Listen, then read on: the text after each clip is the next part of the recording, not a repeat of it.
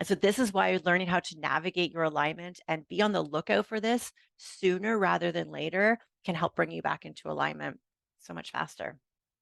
Red flag number two for any signs that you're coming out of alignment is that you're looking for relief from something. This kind of goes hand in hand with passion. If you're doing a task or you've said yes to doing something or you have started a project or anything, any action that you are taking, if you are taking that action and not present in the moment with that action and you're looking to do it to get it over with, also known as a relief from something, that's a huge indication that that action or that thing is out of alignment for you. Welcome to the Fulfillment Project podcast, where we, the seekers, unite together to step into our higher selves and highest purpose. I'm your host, Simply Sarah, and I'm glad that we have found each other here today. My aim for this show is to give you some tools and strategies along with the awareness of emotional intelligence and intuition as you create a life and business from alignment, creating more joy and fulfillment every single day.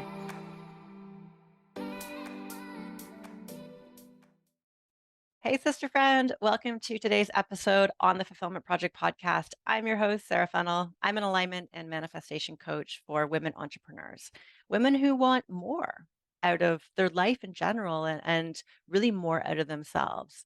Women who know how to put an action plan into place and know how to buckle down and put their head down and truly know how to get shit done, but have maybe been recognized themselves doing it out of alignment where there ends up with more exhaustion or fatigue or more frustration or less than optimal results or an area of their life that has become compromised or recognizing that they're operating out of alignment with their values or they're way too far on the masculine side of that energy scale, the masculine feminine energy.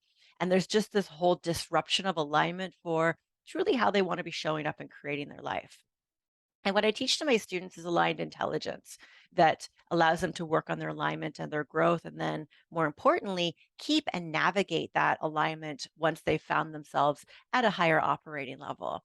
And that fourth phase of aligned intelligence is embodiment, knowing how to calibrate and keep the alignment and recognize when there are things that are knocking us out of alignment, really having that conscious awareness of how we're feeling, how our body's operating, how we're thinking, how we are receiving guidance or downloads or ideas or intuition, and then ultimately how we are showing up in the world. Is that fullest, highest expression of ourselves showing up the way we want it to? And if it's not, then we need to look at what's out of alignment. And so today, on today's episode, I want to go through 5 red flags that you can look out for to uh, give a little insight into if things are coming out of alignment for you. Because when we can stop things before they've gotten too far, we are way more prone to move forward faster.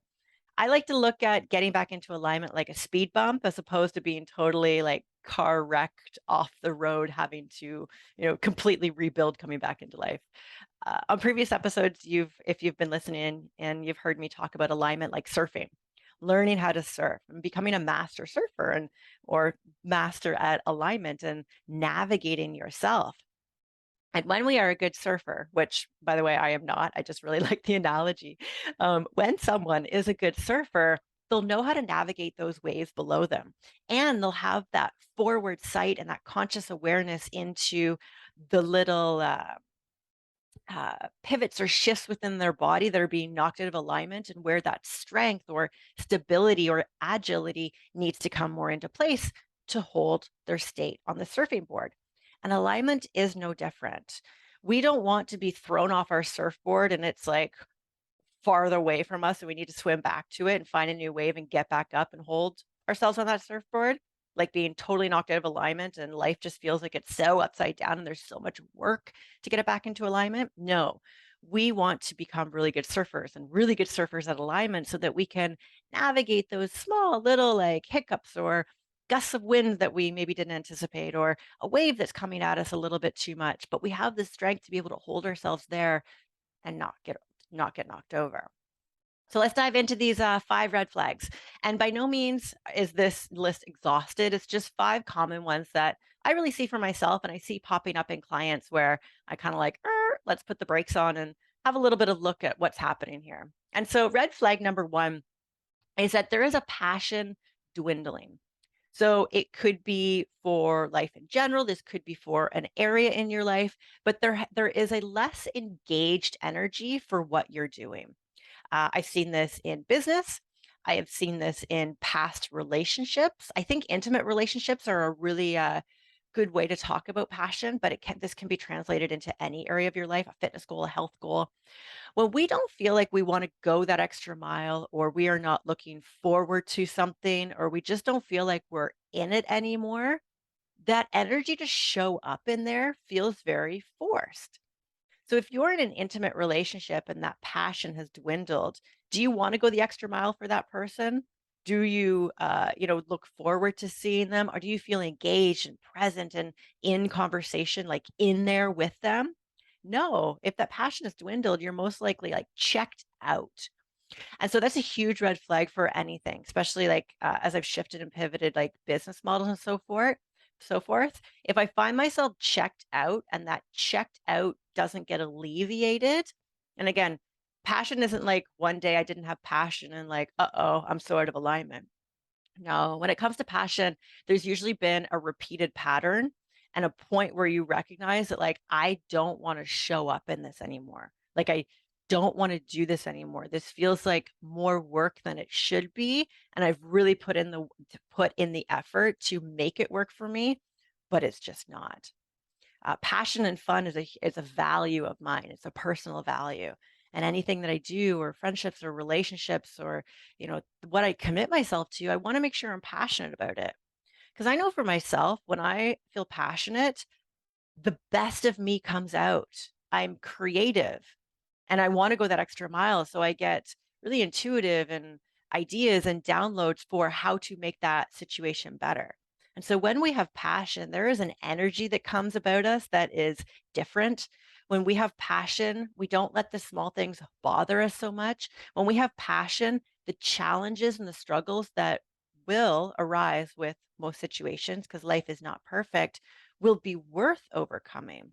But without passion, ugh, it's gonna feel like you are dragging yourself through the mud. So have a look for that. And again, this isn't like one day and this isn't even like one week.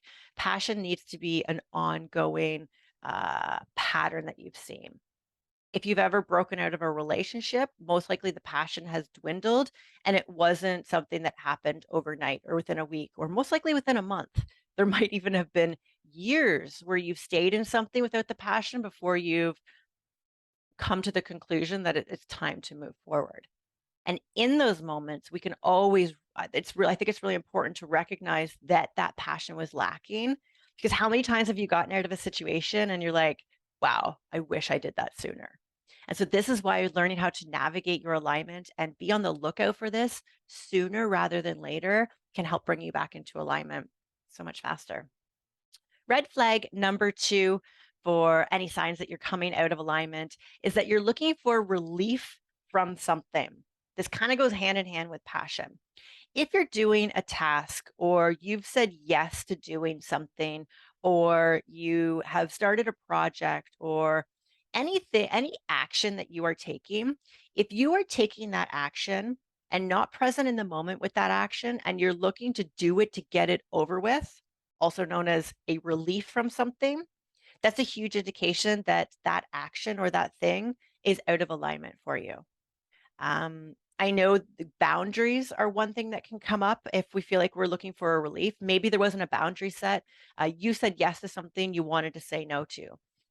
You've stayed in something longer than your passion has allowed you to. You maybe were procrastinating on something, or you didn't honor yourself earlier with time or scheduling to do something. So you've put yourself into a situation where there is a forced effort. And so whenever we're looking for relief from something, like you're not enjoying it, you're not in the present moment, and you're looking to get it over with. I know for myself, I never want to feel like I am doing something just to get it over with. That is a total disconnection with life. It's a huge red flag for what you're doing, you're not enjoying. And I look at enjoying like in joy in life. enjoy in life, enjoying life, enjoying life. And so when we are not in joy in our life, we're disconnected, we're not engaged, we're most likely going to feel a lack of energy. And there isn't that overall vitality of who you truly can be to show up within that thing. Red flag number three to look out for if you're being knocked out of alignment is fatigue. And this can come in a few different ways or as an accumulation. We want to look at physical fatigue, mental fatigue, emotional fatigue, or just an overall feeling of low energy. When we are in alignment and when we are operating at a high vibration, and we know that we are showing up as our best, and we are engaged and we have passion and we are in the moment for what we're creating because we are connected to it, we will have an energy that comes through us that sometimes is unexplainable. Now, and this isn't operating out of adrenaline where we will have high energy and it's more of a frantic energy. No, we're operating in a grounded, very clear, aligned, high vibrational energy. And so when we're out of alignment with what we're doing, we will have fatigue. Things will feel harder. It will feel like it's more work to get yourself physically going or mentally engaged with someone on something or emotionally present and in the moment with whatever that you're doing. And this is why when I work with aligned intelligence with my students, the third phase of that is activating, activating a new whole self. And we look at the physical self, we look at the mental self, we look at the emotional self, we look at your intuitive self and how you are showing up and expressing yourself. And we have to look at you from a totality perspective because fatigue can set in any different parts of ourselves here, and we need to have an awareness and elevate those different sides of ourselves. So activate a new higher physical self, activate a new higher mental self, activate a new higher emotional self so that you show up more engaged and you can rewrite old patterns. A lot of the times, if anybody hasn't done alignment or growth work, or if you have gotten into growth work, you'll realize that there is this constant evolution of reinvention and rediscovering of ourselves and the patterns that we've allowed to set in, or the newer patterns that have come into our consciousness that are no longer serving us. The human part of us, and especially our mind, our brain, it likes to work on autopilot. And this comes from a survival perspective.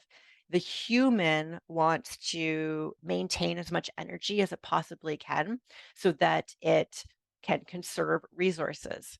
Our human body doesn't know when our next meal is coming. It doesn't know when we're going to be in a fight or flight situation and need those extra energy reserves. So when it can, and when it is in a safe environment that it's not in fight or flight, it will conserve as much as possible. And so when we conserve as much as possible and we're in a more rest and digest state, the body goes on a little bit of an autopilot. And if we aren't doing growth work and if we are not increasing our consciousness, we'll keep running on autopilot with these programs. Now, and this is why growth work is so exciting because there's so many levels that we can get to. When we get to a stability of a new higher self and we feel some groundedness and we feel some stability within a new self that we have activated, then we need to look for ways to continue to activate ourselves. And so if we are not being challenged or we are not setting new higher visions for ourselves, or we don't have a forward vision, we most likely go on autopilot and just stay in the day to day. And that's why visioning is so important. Um, Asking yourself proper questions. And I don't necessarily believe in a vision of, what does your 5 year or 10-year plan look like? But what does your next week look like? This is a question I ask my private clients. What do you foresee coming down the pipeline next week? All the things. What are all the things you foresee going right? What are the challenges that could be popping up that you might need to have an increased awareness of? Because when we can have a forward vision, then we're actually creating our future. When you can sit down and say, okay, this week I want to feel engaged with what I'm doing. I want to feel like I have a lot of time. I want to feel like I'm flowing from task to task. I want to be engaged and present and have some fun with the family. I want to make sure I connect with for myself, I want to connect with Joe. I want open conversation. I want to feel like we're on the same page. I want to feel like we have a good flow together. When you have a forward vision like that, then what that does is it triggers your reticular activating system. Tony Robbins talks about this. It's big in NLP and neuro linguistic programming work because once you bring something into your conscious awareness, you are more likely to witness a moment for you to be able to step up and rise to the occasion of that thing that you triggered or put focus on that thing that you had triggered in the past. As a really clear example, have you ever been looking for a new vehicle and maybe you don't see many of them on the road, or you come across this vehicle and you're like, "Oh my God, like it's beautiful, it's gorgeous, I love it. I've, never seen anything like this. That's the car I want." And then you start seeing it everywhere. It's because you activated your reticular activating system. And we can do this as well for when we want to paint a vision for us that will, so for example, let's say that I want to have a fun, engaging, dinner with the family, and I want to make sure I'm really present. Well, if I have set that vision for myself earlier, when I'm done my work day and I'm ready to, shut off business side of Sarah and go into family side of Sarah, it allows me to again ask myself, what did I set forth for my vision with this? I wanted to be engaged, I wanted it to be fun, and I really wanted to be present. How can I bring that side of myself through? And this is where that conscious work comes in. And so look for fatigue. You could just be tired of making decisions. That's mental fatigue. You're tired of thinking, tired of solving problems, mental fatigue. Emotional fatigue, you feel like you just can't deal with something anymore. And then, physical fatigue. Your physical body feels tired. There's a decrease of energy overall. Have a look for fatigue because it's a huge red flag for misalignment and may just need from you the question of, what do I see for my vision over the next hour? Start with the next hour. It can be small. The fourth red flag that you can look out for is a fear based mindset. And again, this is going to take conscious work to be able to recognize this. Fear-based mindset can come in when we've been triggered in a fight, flight, or freeze situation. There's been a scary situation. Something comes up that triggers your fight, flight, or freeze. This could look like worry and anxiety and trying to project thoughts too far into the future, trying to predict what's going to happen to keep yourself safe. This could look like feeling guilt, recognizing guilt. Guilt comes up when we feel like we should do something or shouldn't have done something. All the shoulds, I like to think about it like we should all over ourselves. I know my women in business, this can be really hard. I should have put more effort here, or I should have done this, or I could have done that, or I shouldn't have done this. Maybe even taking downtime. Should I take downtime? There's that guilt. So look at where you are shoulding all over yourself because that's a fear-based mindset. Judgment as well. Where are you judging yourself? Or are you recognizing yourself judge other people? Judgment on ourself is really a lack of love and compassion and empathy for ourselves.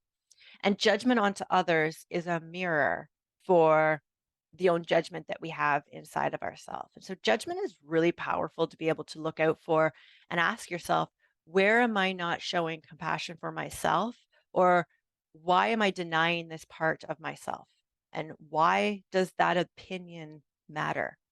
Social media is a really great training ground for watching your judgment. And even try this next time you're scrolling through social media. What are the opinions that you are coming up with by looking at the content there? What are the decisions you are making about the people that you are looking at there? Those opinions that you're making, that judgmental view. And judgment doesn't have to be a bad judgment or a negative judgment. Judgment can be great. But ask yourself, why am I forming this opinion? And why does it matter that I think this? It's a really powerful question. The other fear-based mindset that we can look at is comparison. Where are you comparing yourself to something or someone and thinking that you need to be that right now, or you should have been that by now? Comparison is I like to look at it, and how I've recognized it in myself is uh, a lack of truly viewing myself and my power, and lack of trust within myself. Because if I'm looking at something outside of myself and comparing myself to, let's say, another woman's business, which I've definitely done in the past, and I think it can be easy to fall into this when we're all so much of us are on social media and we're seeing so much of what other people are doing. And so when I catch myself comparing myself, it's usually because I think I'm not where I'm supposed to be yet, or I should be doing that, or they maybe look successful, so I should be doing that. But when we come back off of that and learn to trust that we are right where we need to be, trust that you will make the right decisions when they come up, trust that you are in a position to really work on what is highlighted in your life right now, and to be careful to not get too far ahead of yourself with what is needed right now for you. Sustainable manifestations will always come from the right next action. And when we can get quiet with ourselves and recognize and trust ourselves and listen to that intuition, you will know what your next right action is. And maybe you want that business of that woman that you see online. Awesome. That's such a great vision for yourself. But there's no need to compare your journey with theirs. Everybody's journey is different. Everybody's situation is always different. Everybody's business is always different because you are different. You are different. And one of the most powerful things that we can do to get rooted in our confidence and our trust for ourselves is to be okay with being different. Be okay with being our unique self because that is who you authentically are. And people will feel that. And the fifth and final red flag that you can look out for as a sign of getting knocked out of alignment is that you're fixated on time. This ties into the last conversation of being, or sorry, the last point of operating in a fear-based mindset and recognizing those few things that I pointed out for you there. When we are fixated on time, we're not in the present moment. And when we're not in the present moment, we're slipping out of alignment. Because when we're in the present moment, we will be appreciating the moment that we created. We will be appreciating the moment that we are creating. We will be appreciating where we are in this moment in time and that groundedness and that trust that we are right where we need to be. Now, this doesn't mean to not be on a schedule. This doesn't mean to not check the time. This doesn't mean to not be responsible and, you know, blend in with society for the 24-hour clock that is within our system. But if we are always checking the time, if you are always feeling like you don't have enough time, if you feel like you are being a slave to time, this is a huge indication of being knocked out of the present moment and most likely being too future focused. Because when we feel like we don't have enough time, we're too focused on what's coming down the pipeline and not in this present moment for what needs your attention and focus and energy and manifesting power right now. And so, a really good practice to get back into the present moment is meditation or breath work. And if you're someone who feels like you don't know how to meditate, or you're not good at meditating, or haven't tried meditating, or feel like you don't have time for meditation, I really urge you to try. Just try a little bit harder with this practice. Meditation, I have found, is very much like going to the gym and doing a workout. Not every workout you just hit out of the park and you're like, I freaking crushed that. That was awesome. No, like sometimes it's a good workout and sometimes it's not. Sometimes it's okay and sometimes that's okay. And so meditation is the same. Sometimes we can't get our mind to the complete stillness. But what I like to look at within a meditation or a breathing practice is that time that I gave to myself to focus on myself. And that can bring us back into alignment. It can bring us back into the present moment. And even if it's 5 minutes, 5 minutes of clearing your mind to the best of your ability that you can in that moment in time, 5 minutes of shutting out the world just to focus on yourself, and 5 minutes of committing to your growth and alignment practices is huge, huge. There's a lot of people out there who don't take 5 minutes to just stop, try to clear their mind, to connect, to ground themselves, and just to find center again. Find your center. Because if we're too fixated on time and we're too future focused and we're too visioning of what's coming down the pipeline without really focusing on what's in this present moment, we will feel like we are a slave to time and we'll feel like we're fixated on time. We'll feel like we don't have enough time. when there is always enough time. And true manifesting in alignment is manifesting from the present moment. And when you can get still, you actually open up time. If you don't understand that concept, maybe you haven't tapped into that. If you have tapped into that, you understand that concept. And even if you feel like you haven't tapped into that, I want you to ask yourself this. Have you ever had a moment where you feel like there's not enough time? There's not enough time, there's too many things coming at you, and you're too fixated on time, AKA being knocked out of alignment.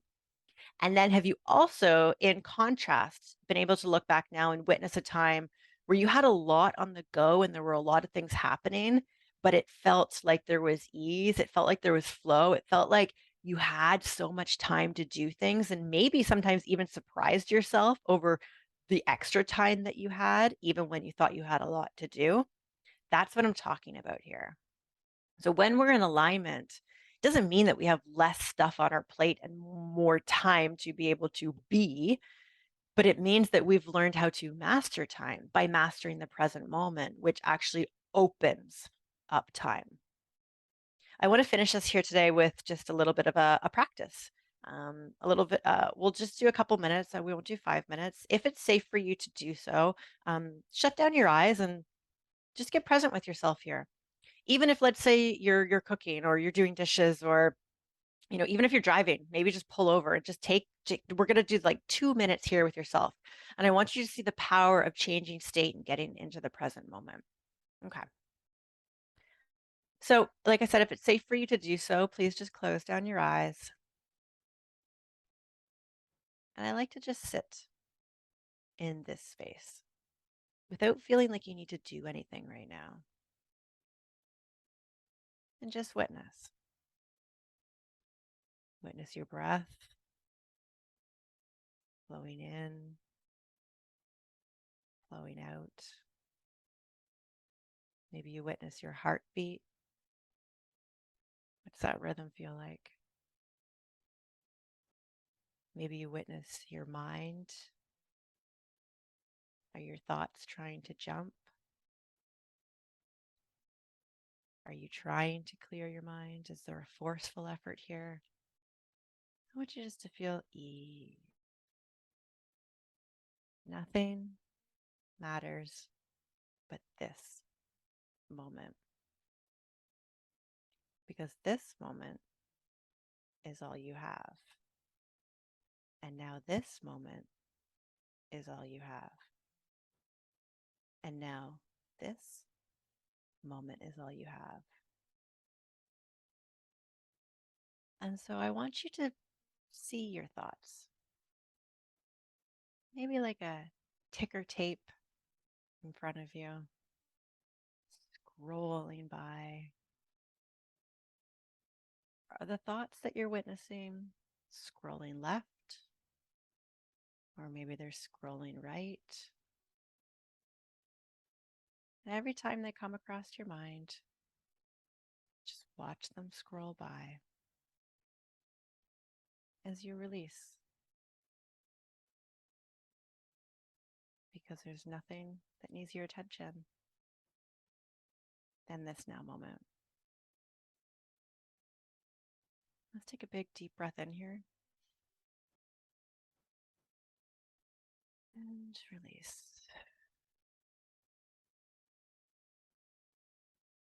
Good. Come back to the room and open your eyes if you closed them. If you did this practice with me here, I want you to take note of the state that you feel right now. Is there a more groundedness, a lightness, a freedom? That's the power of the present moment. And so, with this red flag number 5, whenever I recognize that I am fixated on time, I take these moments for myself. Because when you master the moment, that's truly mastering yourself. And then you are the ultimate creator for the state that you want to show up in and create. Thank you for tuning in today, sister friend. I'm glad that you joined me.